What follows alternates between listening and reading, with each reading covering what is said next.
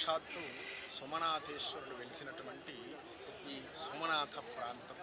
చంద్రుడు అర్చించినటువంటి లింగము ఈ సోమనాథ లింగం. జ్యోతిర్లింగాలలో మొట్టమొదటి లింగం.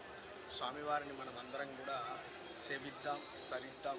చక్కని తీర్థ సేకరణలో భాగంగా తీర్థాలను సందర్శిస్తూ ఇక్కడున్నటువంటి త్రివేణి సంగమం చాలా గొప్పనైనటువంటి సంగమం.